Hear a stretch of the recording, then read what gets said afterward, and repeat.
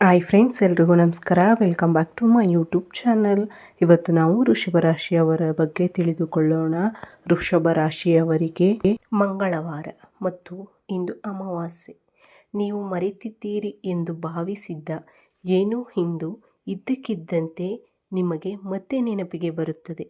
ಇಂದು ಅಮಾವಾಸ್ಯೆಯಾದರೂ ಆ ವಿಷಯ ಇಂದು ಮುನ್ನೆಲೆಗೆ ಬರುತ್ತಿರುವುದರಿಂದ ನಿಮಗೆ ಏನಾದರೂ ಒಳ್ಳೆಯದು ಸಂಭವಿಸುವ ಸಾಧ್ಯತೆ ಇದೆಯೇ? ಅಥವಾ ಇಲ್ಲದಿದ್ದರೆ ನಿಮಗೆ ಏನಾದರೂ ಕೆಟ್ಟದ್ದು ಸಂಭವಿಸುವ ಸಾಧ್ಯತೆ ಇದೆಯೇ? ಆದ್ದರಿಂದ ಈ ವಿಡಿಯೋವನ್ನು ಎಲ್ಲಿಯೂ ಬಿಟ್ಟು ಬಿಡಬೇಡಿ. ಈ ರಾಶಿಯವರು ಮರೆತಿದ್ದ ಹಳೆಯ ರಹಸ್ಯವು ಜುಲೈ 14ರ ಮಂಗಳವಾರದಂದು ಮತ್ತೆ ಹುಟ್ಟುತ್ತದೆ.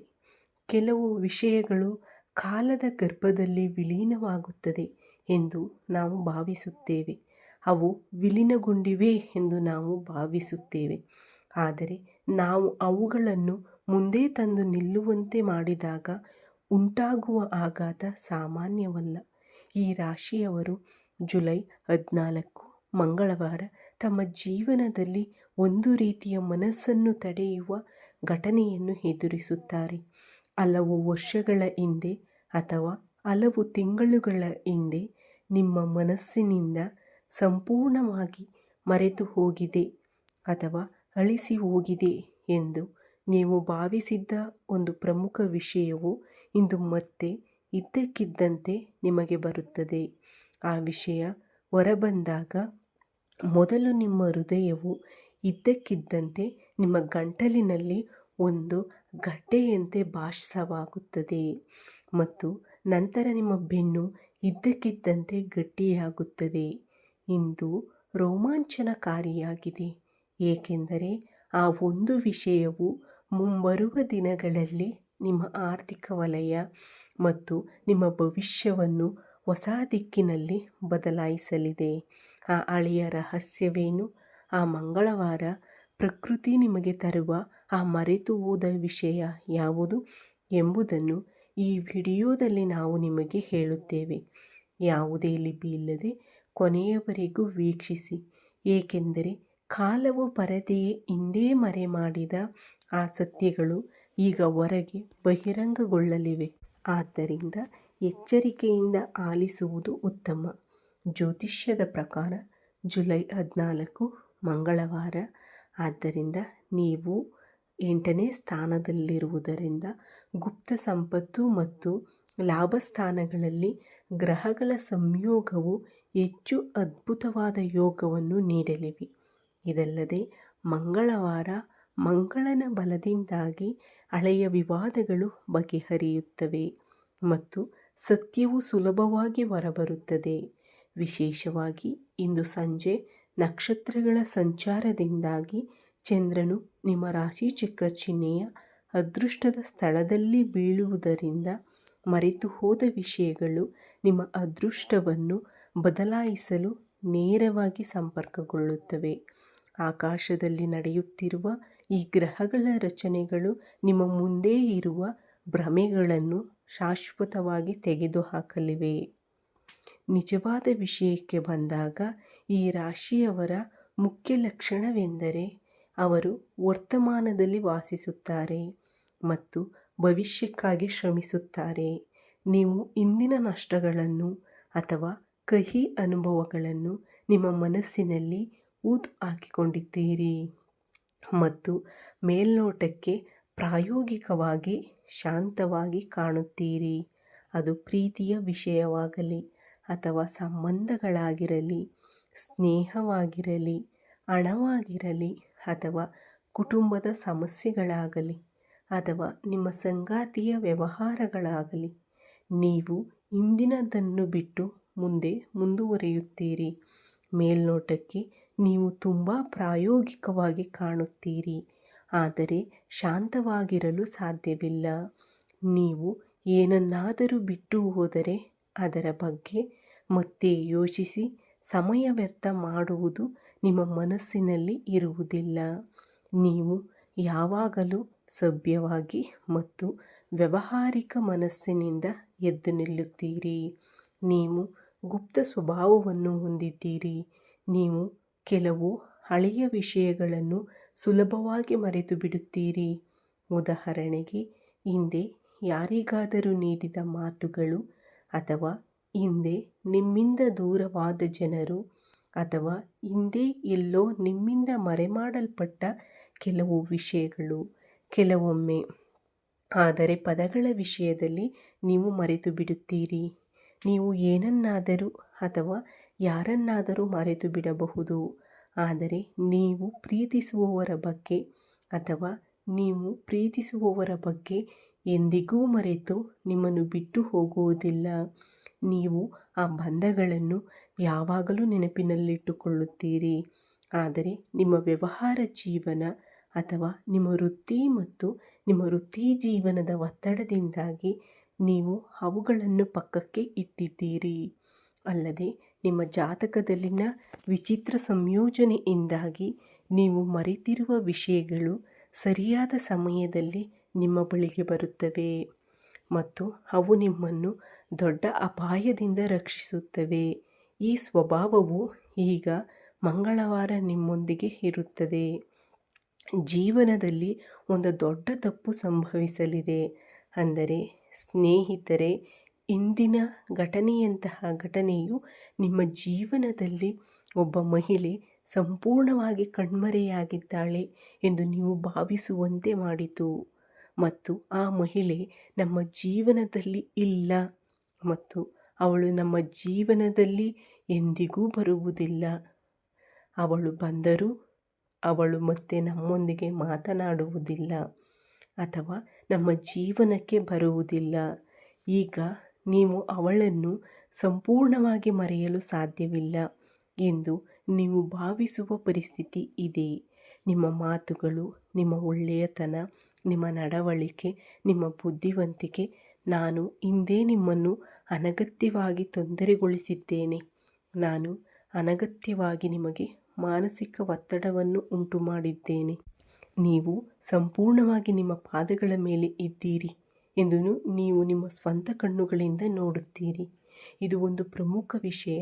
ಅದೇ ರೀತಿ ನೀವು ನೋಡಿದರೆ ಎರಡನೆಯ ದೊಡ್ಡ ವಿಷಯವೆಂದರೆ, ನನ್ನ ಸ್ನೇಹಿತರೆ, ವಿಶೇಷವಾಗಿ ನಿಮ್ಮ ವೃತ್ತಿ ಜೀವನದಲ್ಲಿ ದೊಡ್ಡ ಆರ್ಥಿಕ ತಿರುವುಗಾಗಿ ನೀವು ಕೆಲವು ಹೊಸ ಆದಾಯದ ಮೂಲಗಳನ್ನು ಗಂಭೀರವಾಗಿ ಹುಡುಕುತ್ತಿರುವಾಗ ನಿಮ್ಮ ಸುತ್ತಲಿನ ಮಾರುಕಟ್ಟೆ ಪರಿಸ್ಥಿತಿಗಳು ನಿಮಗೆ ತಿಳಿದಿಲ್ಲದ ಗೊಂದಲವನ್ನು ಸೃಷ್ಟಿಸುತ್ತಿವೆ. ಆದರೆ ನೀವು ನನಗೆ ಒಳ್ಳೆಯ ಅವಕಾಶ ಯಾವಾಗ ಬರುತ್ತದೆ ಎಂದು ನಿರಂತರವಾಗಿ ಹುಡುಕುತ್ತಿದ್ದೀರಿ ಮತ್ತು ಅಂತಹ ಸಮಯದಲ್ಲಿ ಆ ಹಳೆಯ ಆಯುಧವು ನಿಮ್ಮ ಕೈಯನ್ನು ಮತ್ತೆ ಸೇರಲಿದೆ ಮತ್ತು ವಿಶೇಷವಾಗಿ ನೀವು ನೆಲದ ಮೇಲೆ ಇಟ್ಟಿರುವ ಹಳೆಯ ಆಸ್ತಿ ಅಥವಾ ಭೂ ಒಪ್ಪಂದ, ಆ ಕೆಲಸದ ಪ್ರಗತಿಯಿಂದಾಗಿ ಇದೆಲ್ಲವೂ ಬರುತ್ತದೆ. ಈ ಮಹಿಳೆ ನನ್ನ ಜೀವನದಲ್ಲಿ ಬಂದ ಕಾರಣ ಇದೆಲ್ಲವೂ ನಮಗೆ ಒಂದೇ ಬಾರಿಗೆ ಬಂದಿತ್ತು ಎಂದು ನೀವು ಭಾವಿಸುವಿರಿ.